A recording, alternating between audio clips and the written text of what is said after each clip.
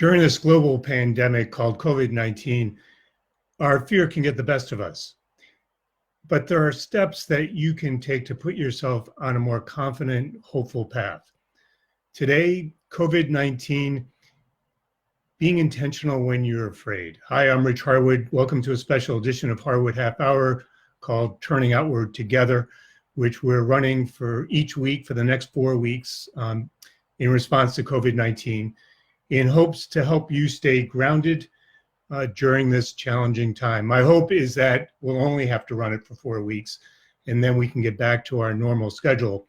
But for starters, we'll run it for as long as we need to. But we're starting out for 4 weeks.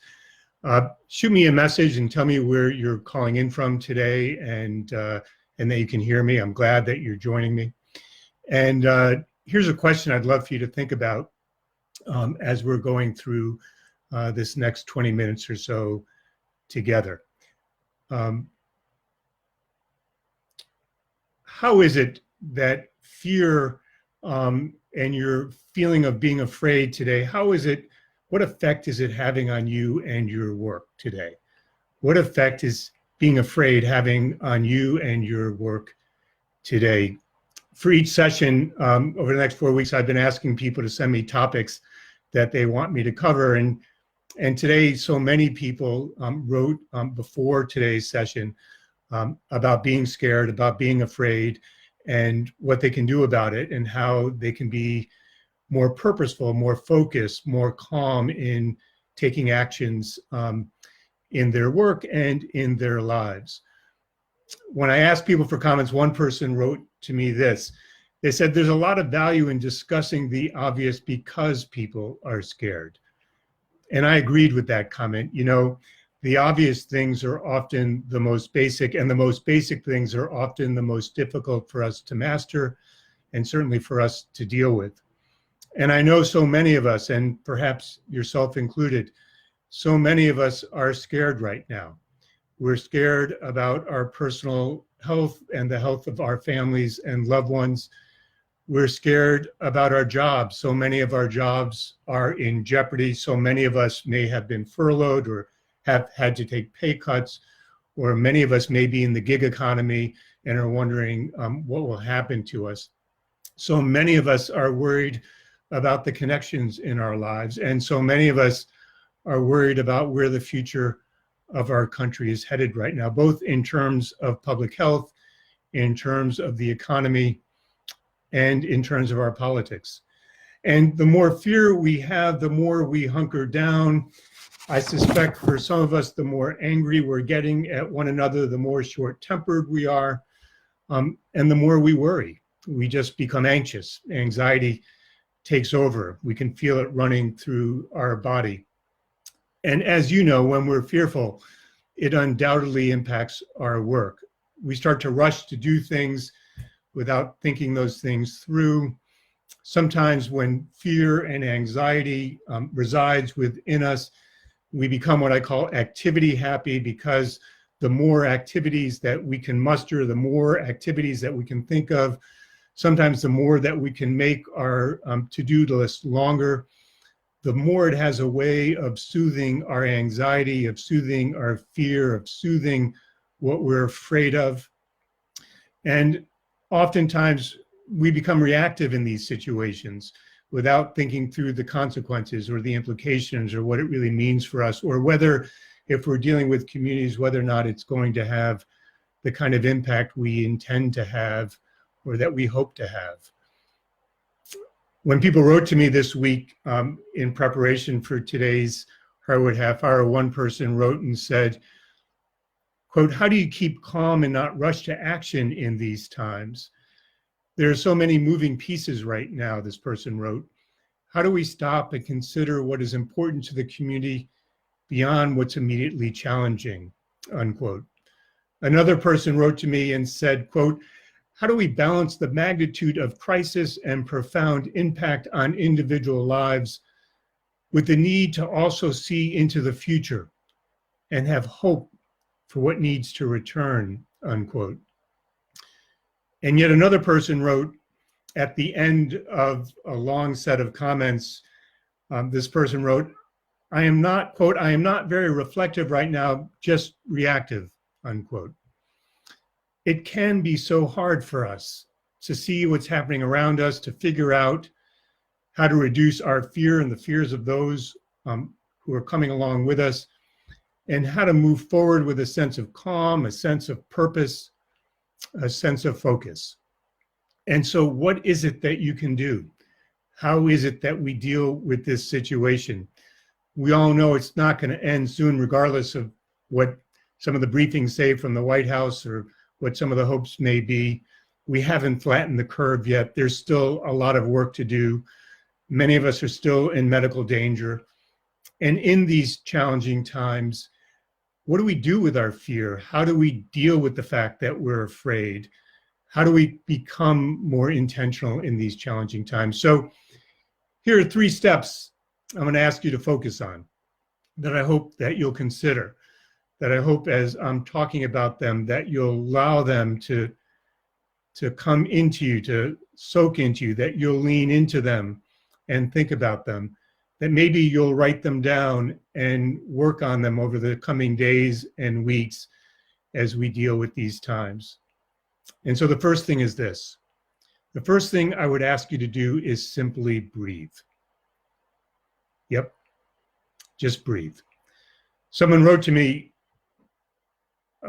before this session. She said, "It has been no surprise, but the word scare and all those attached to it are adding to the angst of those who are complying already responsibly." And then she wrote that a granddaughter in Los Angeles did some sidewalk chalk art to calm neighbors that read the following. And this is what this child wrote on the sidewalk to their neighbors. "If you are feeling stressed, just breathe, but not on each other." Let me say that again. If you are feeling stressed, just breathe, but not on each other. The fact is, and you probably already know this, but as the person said before, saying the obvious sometimes can be incredibly helpful. The fact is, the more scared we become, the more anxious we become, the more there is anxiety that riddles our body. We actually stop breathing. We actually hold our breath. We actually go and hope that the anxiety will pass, that our fear will pass, that something will break, in a sense, our trance at times.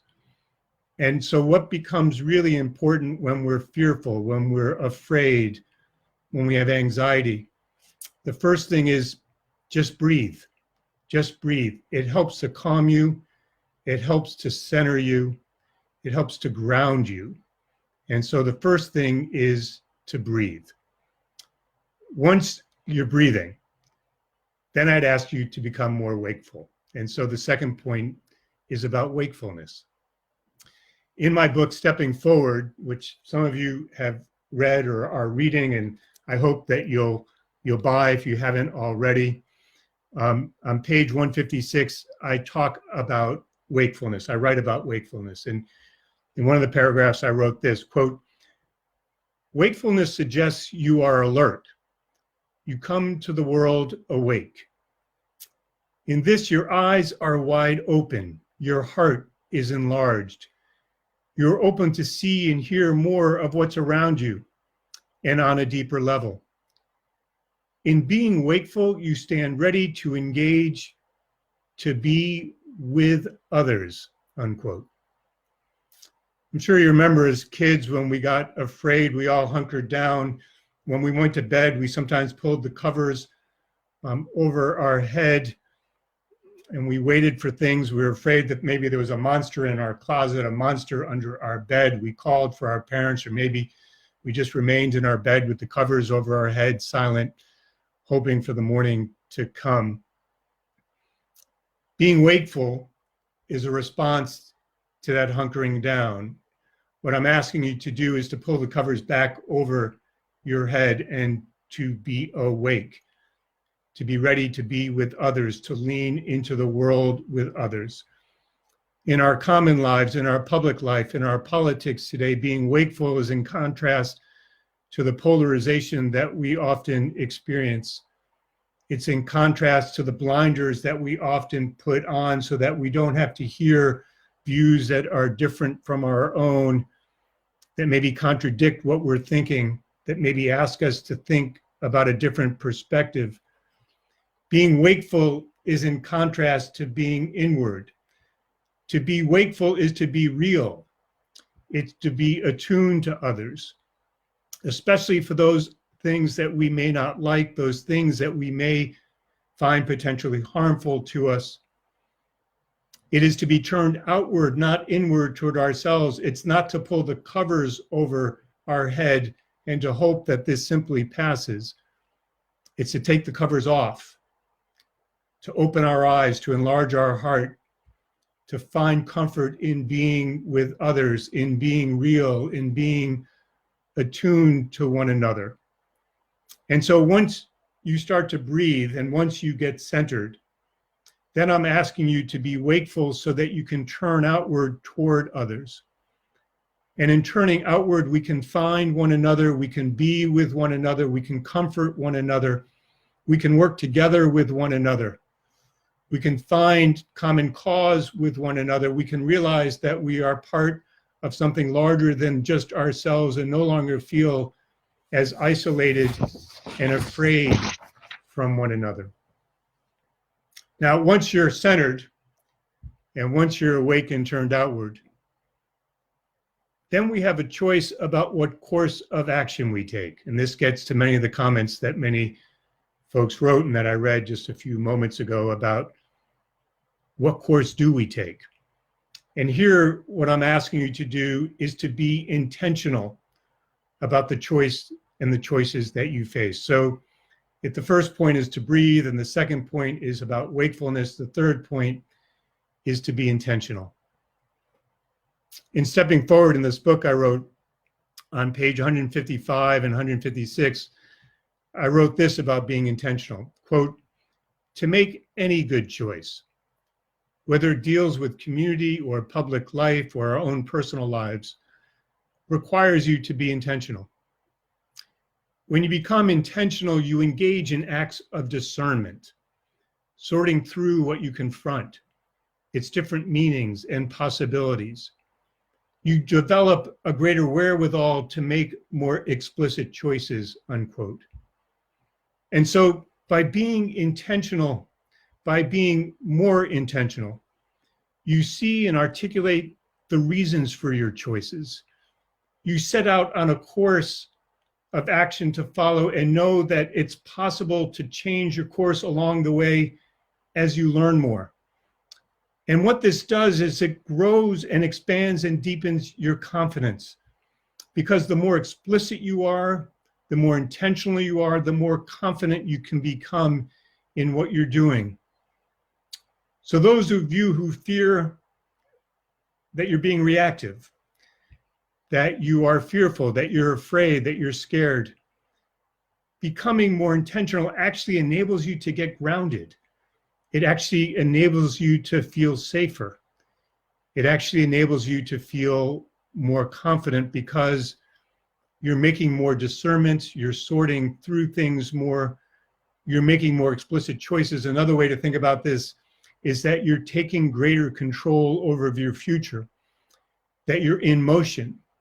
And what I know from all my work is that the more in motion you feel, the more sense of personal agency you feel. The more sense of personal agency you feel, the more sense of possibility you feel.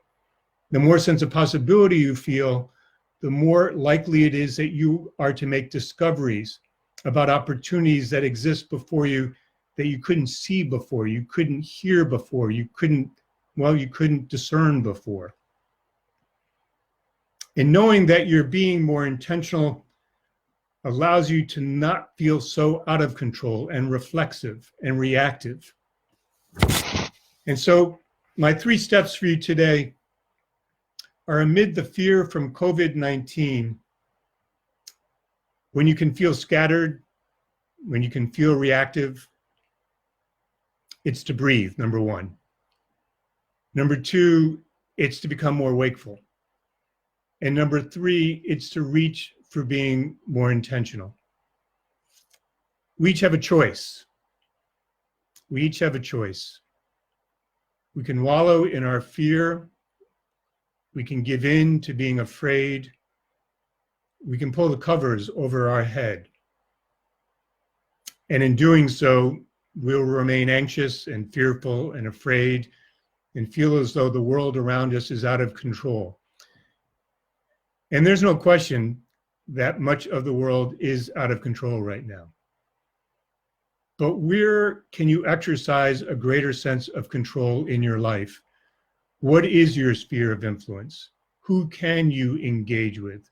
Who can you connect with?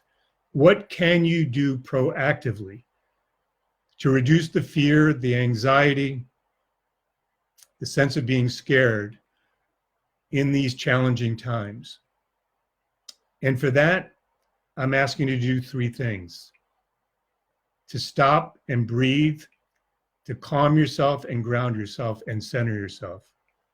Second, to be more wakeful, to be more alert, to be more real, to be more attuned to others, to lean into your life, to know what's happening around you. And if you do those first two things, third, to be more intentional, so that you can make more discernments, you can sort through things, you can make more intentional choices. And in doing so, you can feel a greater sense of agency and therefore a greater sense of control and a greater sense that you can shape the things around you. And so my hope for you today is this: first and foremost, take good care of yourself, stay in good health, take care of those around you, your family, your loved ones, and reach out to others around you who you can help. And in doing so, don't turn away from others, but stop, ground yourself, breathe, open your eyes and heart, and be more intentional. And I say this so that you can be less afraid and less scared. And I say this also because now more than ever, we need you. We need each other, which means we need to be turned outward toward one another, engaged with one another, attuned to one another, and with one another. And so today, this is another first episode. This is our first episode of this special series called COVID-19, Turning Outward Together. There'll be three more over the next 3 weeks. We'll be sending out an email to you announcing the next one. It'll be next Wednesday at 4 p.m. Eastern Time. I'll ask in that email if you have any topics you want me to cover. All you need to do is hit reply and send back your topic, your ideas, your concerns, your thoughts. I'll get them personally, and I'll make sure that I read them personally and that we think about what we can cover that's useful for you in moving forward in these challenging times. So until next Wednesday at 4 p.m. Eastern Time, stay in good health, stay turned outward toward one another, and be well, and thanks for joining me. I look forward to seeing you next week.